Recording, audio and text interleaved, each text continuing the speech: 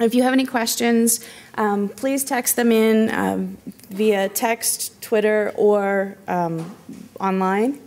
One of the things that they asked us to mention is that the feedback forms are very instrumental in getting information on what sessions are good, what sessions are bad.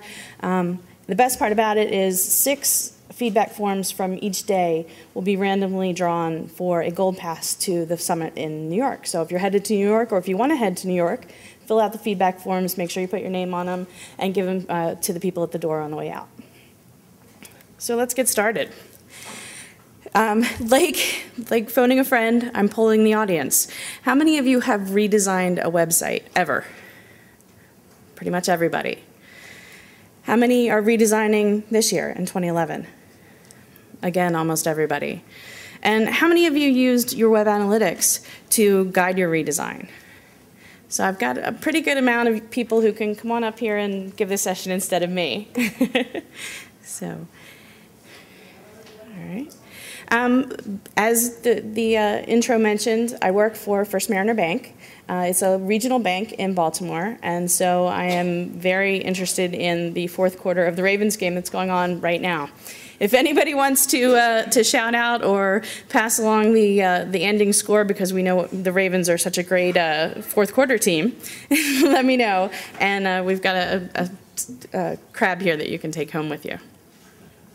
So. VA Mortgage is one of the subsidiary companies for First Mariner Bank, and VA Mortgage is going to be used in a couple of our examples. I didn't want you to think it was a complete disconnect. And one of the, I've been at First Mariner for about a month now, and prior to that I was at MedX, which is a travel medical insurance company. And so we're going to use some examples from their site as well. So redesign questions to ask. You learned in elementary school that the main questions you need to know are who, what, when, where, why, and how. They go over that again in journalism school too, if that's the path that you've chosen to pursue. So let's talk about who. Who are your site's visitors? Are there different personas? Are they individuals based on what kind of demographics they are, whether they're new or returning visitors, or if there are geographic limitations. So using the example of the VA Mortgage site, we have current duty active military, we have retired military, and we also have a large portion of military wives that come to the site. Because if they've got someone who's stationed overseas, they've got a power of attorney, the wives can go in and either get a mortgage or refinance for them. As I mentioned, First Mariner is a regional bank in Maryland, and so a lot of our traffic is going to come from that area because of the name recognition. Whereas MedX is a global company, and we can serve anybody from all over the world. So let's talk about what. What are the goals of your site? Are you there for lead generation, as in the mortgage and bank examples? Are you there for to actually make a sale, as in MedX? What keywords do you want to be found for?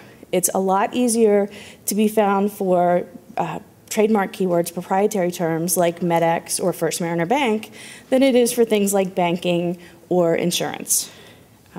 What pages are they visiting? Is everybody coming into your homepage?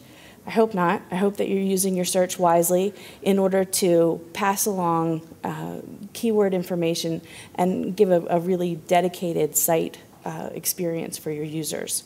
I was in the affiliate improv session earlier this morning, and they talked about using geotargeting via IP addresses to give weather updates or to give something like that specifically on your site that's relevant to the individuals coming in. I thought that was an interesting tip. When are the visitors coming in? Are they coming in 24/7, 365? I doubt it. With what months or days with the MedX, with the travel medical insurance, people travel more in the summertime and around the holidays. So you could see a definite bell curve on, when was the time that we received the most visitors. With the bank, because of online banking, we're getting a lot of traffic pretty much around the clock, but a lot less on the weekends. Are the businesses seasonal or cyclical? As I mentioned, with travel, it's a very seasonal business. And so there are considerations that you need to keep in mind with your visitors. And are there events? None of the sites that I really have used as examples are retail sites per se, but they have, implications that if everybody's going to retail sites, Amazon.com and everybody who has Black Friday sales, Cyber Monday sales, there's going to be less traffic in your site, and you need to keep that in mind when you're going through those type of things. So where are they coming to your site from? And where are they going after you leave? Not necessarily what areas of the country, but what sites are they coming from first? Is it search engines? Is it social media? Is it your competitor sites, both incoming and outgoing? Why should people visit your site versus the competition? What do you give them that they're not seeing somewhere else? And why are they leaving? What aren't you giving them that they're still looking for? And how? How are they coming into your site? One of the other interesting things from the affiliate improv session was that no one on the improv panel was doing a current mobile-specific site. And, but yet you hear that 2011 is going to be the year for mobile. So is there anybody in the audience who's doing specifically mobile sites? I got a couple. So, maybe you guys are ahead of the curve, but if you're not doing a mobile-specific site, you need to make sure that your sites are available on mobile and can be used in that format. What operating systems? Whether it's, Android or iPad or Safari on the iPhones, all of those things need to be kept in consideration. Desktop or mobile, screen resolution. If, obviously what my site looks like on a desktop system for Apple doesn't necessarily look the same way on an Android mobile version. Java or Flash. The iPads don't have Flash at this point. And that's another consideration if you've got a large volume. So how do you get there? Access your analytics. Find out answers to all of those things. And let's talk about how to get those numbers. So 2 different ways that we use to get information is through the Google Analytics and through Alexa. Both are free tools, and I know that there are a number of other great web analytics tools as well as demographics tools. But these are something that you can use for free in order to determine what's going to work best for your site.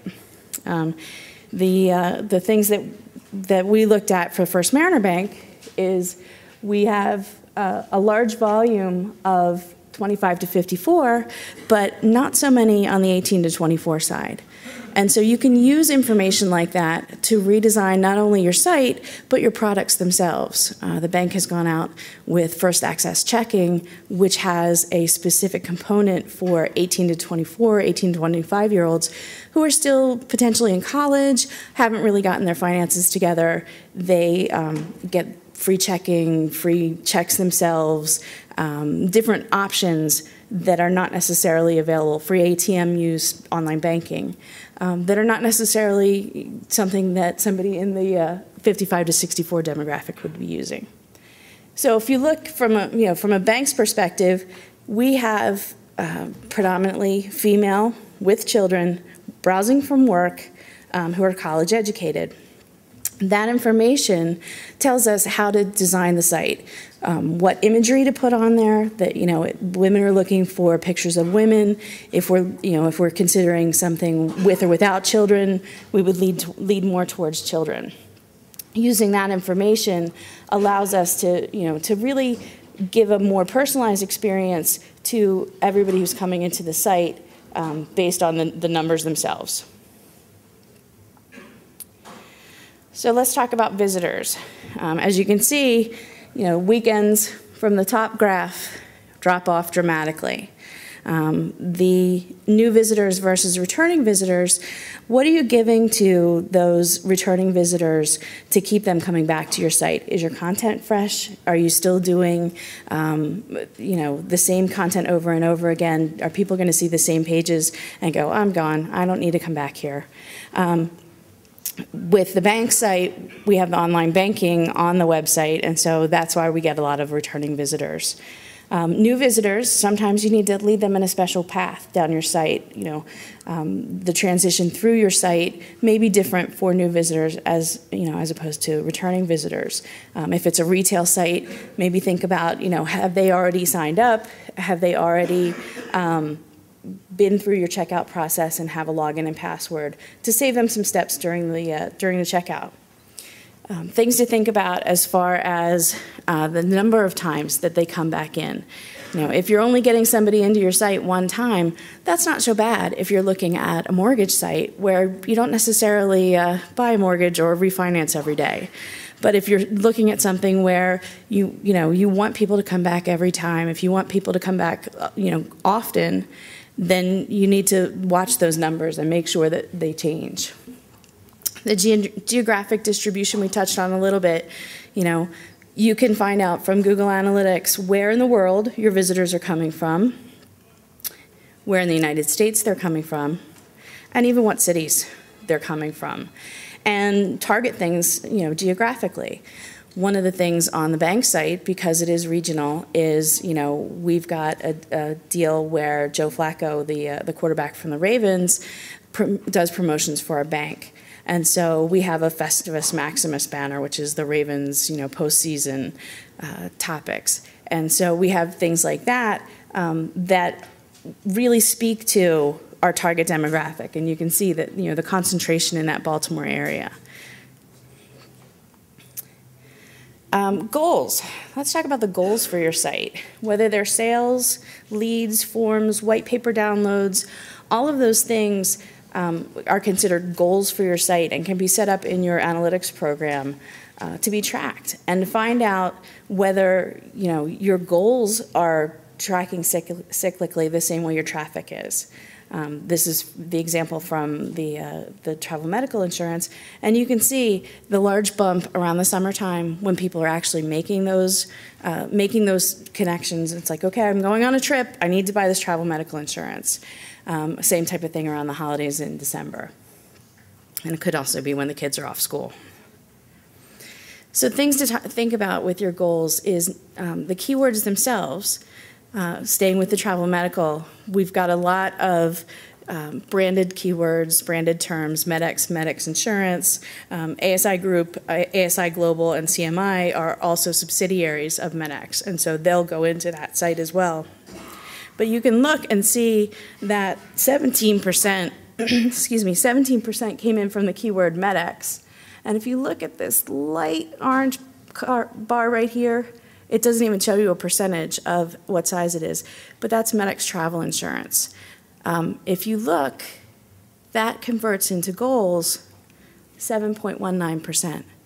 So you really need to target your content and work on those keywords based on long-tail keyword phrases. Using Google, the new Google update shows where you actually start typing, and it gives you that idea of what's the popular keyword phrase. Use that. Start typing in some of your things. See what else comes up besides the terms that you're thinking of or the terms that you've optimized for. Optimize that content in order to make sure that you get a lot of terms in your pages, but make it readable for the people themselves. So let's talk about the pages themselves. On the First Mariner site, a very large portion of our site goes to the personal banking page. We've got some substantial traffic in online banking, a little bit for the branches and ATMs, but it's very, very heavy on the personal side. So if we want to do something for the business side of our business, we need to optimize for those keywords and make sure that they work in our best interest. One of the ways that we are considering doing that is through the use of our blog. Something else to consider is a new feature currently in beta in Google Analytics that they call in-page analytics. And it's really nice because it shows you the number of clicks or the percentage of clicks coming in on any and every link within your copy. It's a visual representation. So some people work better visually and they can say, oh, well, 17% of people are coming to my About page, so I really need to make sure that when I'm redesigning my site, I put a lot of emphasis on that. Who am I and why am I capable of speaking on the topic that you're reading? If you look and you say, okay, presentations is only getting 0.5%, not so much emphasis. Maybe I can bury that in a couple pages further. You can filter that information by visitor, new or returning, by the geography. As somebody who is not in the Baltimore, Washington area, interested in coming to, or interested in clicking on the, Festivus Maximus page for the bank. Screen resolution. If your screen cuts off here, then you're going to get a lot more on the upper left-hand side, thus the clicks for the home page and for the About Us page. Inbound or referring. If they're coming in from social media, are they reacting differently and interacting with your site differently than if they come in from Google or if they come in from other search engines? It just helps us prioritize the pages when you're redesigning the site. What's the emphasis? What are they looking at now? Where do we want them to go? So when we talk about the numbers for timing, we want to make sure that if you're going to relaunch a site for a very cyclical business, you don't relaunch during your busy months. It's important to make sure that your relaunch is done in time to make sure that there's no potential downtime or potential problems if the new site is not converting as well as the old. Do your testing during slow hours. It's going to take you a little bit longer to find out the information, but if you're testing during peak hours, you could potentially have very negative ramifications. So, the blog, traffic sources. The new HubSpot survey in August of 2009 came out that said 55% more website visitors come from companies that blog, and they also have 97% more links. Makes sense. The blog gives you updated content, more reasons for the search engines to come and scan your site, and it also gives you opportunities for you to put your specific long-tail targeted keywords into a page on your site that's relevant for those search engines to find. In this example, First Mariner's blog brings about 12% of the traffic coming into the site. So let's talk about the clickstream a little bit. Clickstream itself really is dependent upon your site. If you're looking at MedX, which is the travel medical company, 80% of their visitors come in from Google, and about 100% of them leave through and go to Google. What does that tell you? As a marketer, it tells you that A, you better have a good presence on there, both natural and paid search, and B, you're not necessarily giving the people exactly what they're looking for. That information, if they found what they were looking for, they wouldn't be going back to Google. Compared to the bank, only 40% are coming in from Google, and we've got almost 12% that are coming in from Facebook and social media. Social media is becoming more and more of a large presence on the upstream and downstream click streams. It tells you that you need to make sure you have a presence there that's branded to your name and that people are actually talking about you in a positive manner. So let's talk about how your audience compares. The other things that Alexa can provide is information based on age, education, gender, with or without children, browsing locations, incomes, and ethnicity. You can put in your competitors' information and see how you compare not only against the average, but how your competitors are comparing too.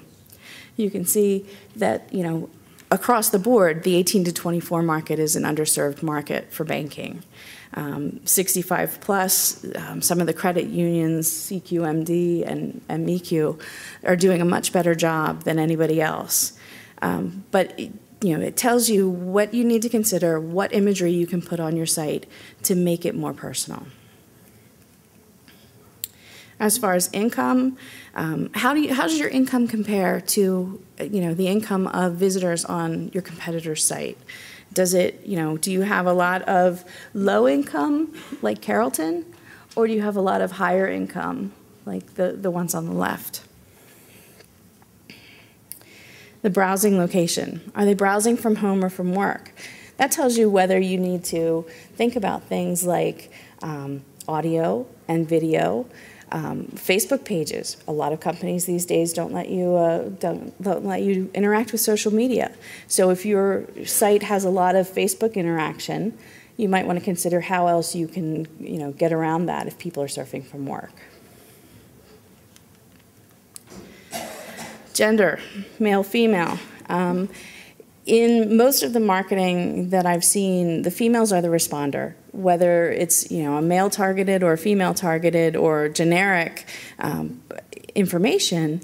The women will pick up the phone, make the call, will go into the branch, open the account, will fill out the form and actually purchase the product online. So you want to make sure that if you're heavy on the men, that you're also speaking to the women too, but maybe in a lesser fashion. So, bounces. Who knows what a bounce is? For a crab, the gentleman in the front. You want to give us a definition of the bounce?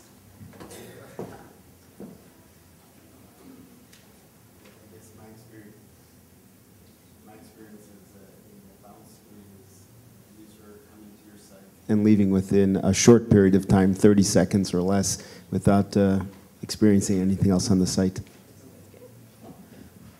So a bounce is a single page visit on your site. And basically there's no benefit to someone coming in and bouncing on your site. You're driving a lot of unqualified traffic, whether it's through search, social media, or anything like that.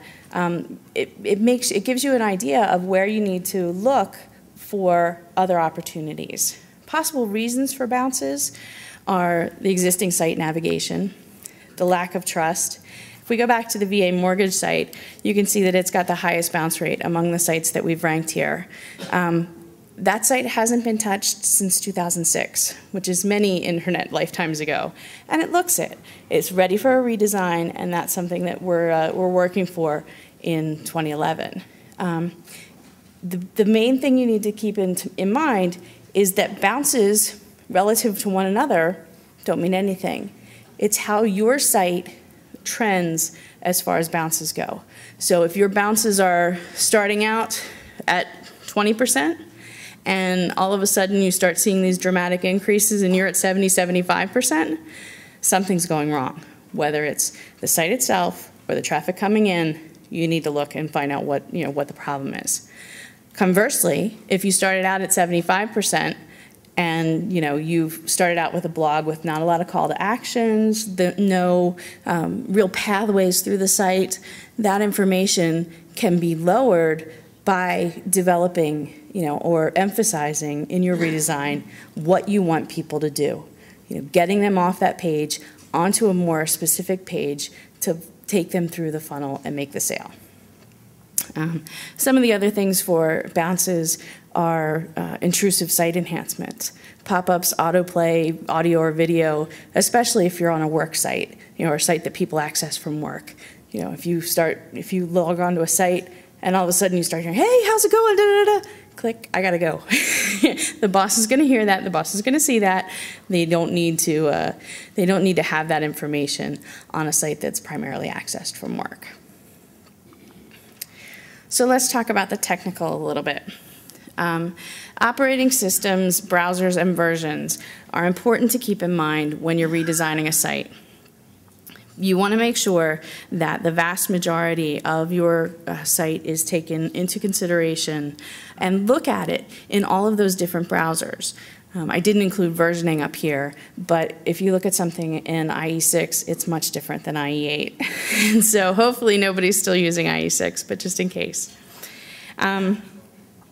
The other thing to keep in mind is, are you seeing anything from a mobile perspective? Are you seeing any iPad use and activity? And how does your site perform on those? So Android, iPhone, or iPad only make up about 2.5% of the traffic coming into this site.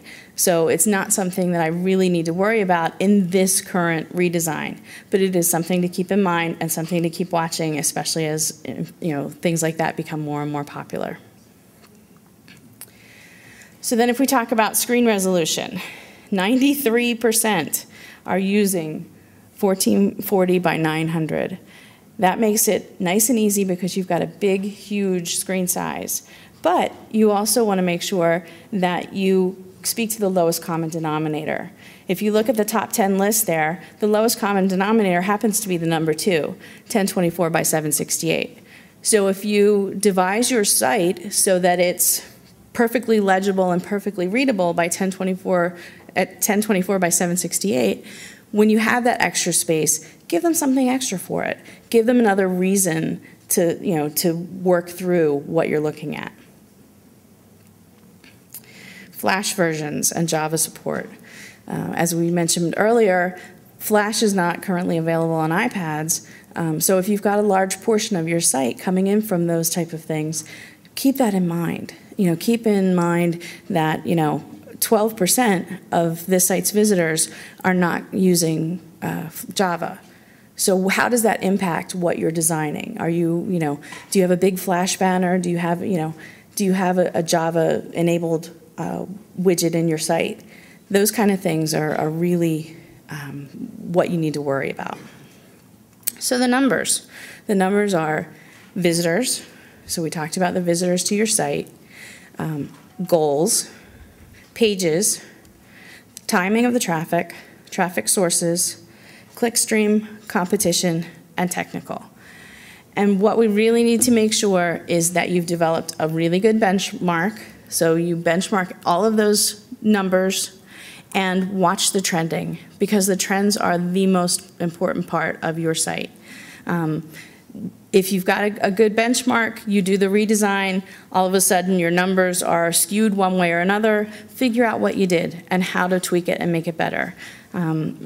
Testing and iterative processes are really important with a redesign. Just because you do one major overhaul redesign doesn't mean that you shouldn't be redesigning your landing pages, redesigning your blog, redesigning other portions of your site on a regular basis. And so it's basically test, measure, analyze against your benchmarks, fix it, and retest again. So I've got plenty of time, and we're hoping for questions, comments, concerns. Got one right here. How much can we really...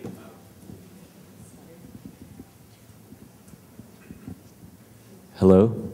How much can we really rely on the Alexa data since it's based on installs of their toolbar? Doesn't that skew the data? I've launched campaigns as an affiliate where the data has been useless to me. What do you have to say about the reliability of the data? Alexa is just one tool to be used in your marketing and in your website redesign. It doesn't tell you necessarily what you need to use or what you need to emphasize, but more how do you trend against someone else. So the same people who are installed on the Alexa toolbar that are visiting my site are also visiting my competitor's site. So yes, it's going to be skewed. The question is, does that skew carry across all of your competition?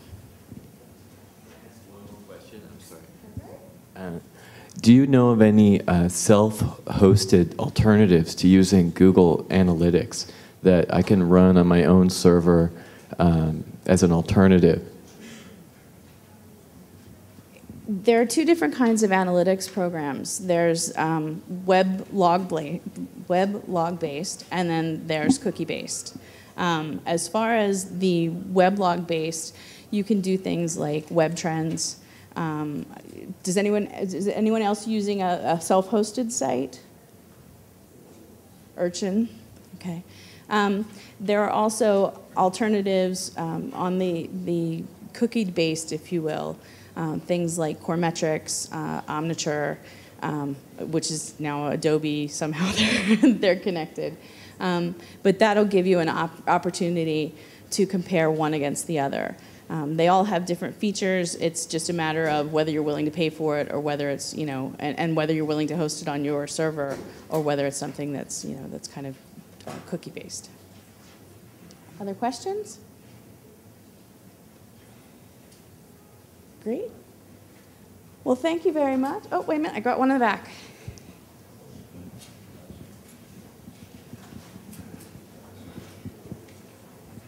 Thank you. So yeah, my question is, do you have a specific bounce rate that you target, where you consider that once the bounce rate drops to a certain percentage that you're successful, and you go, well, I probably, no matter what I did, couldn't go much further below that? And what is that number?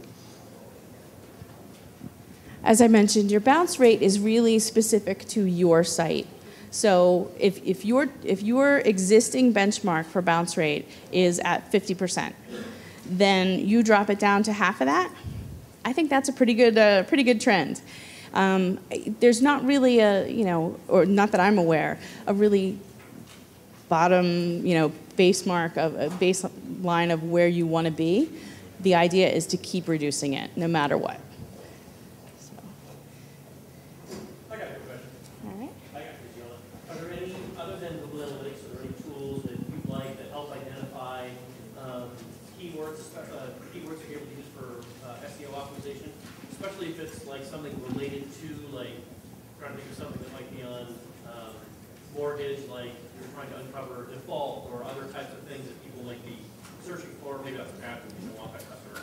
But are there other things like that that help you uncover those types of phrases or words? There are any number of keyword tracker tools. Keyword tracker is one of them. But there are a number of different tools that you can use. The thing that I like to use best is actually talking to your customer service people, talking to the people on the phones, getting an idea of what they have to say about, what are people calling in and asking for? What, if I got rid of all the questions on subject X, what would your traffic be like coming in on the phones? So, terrific.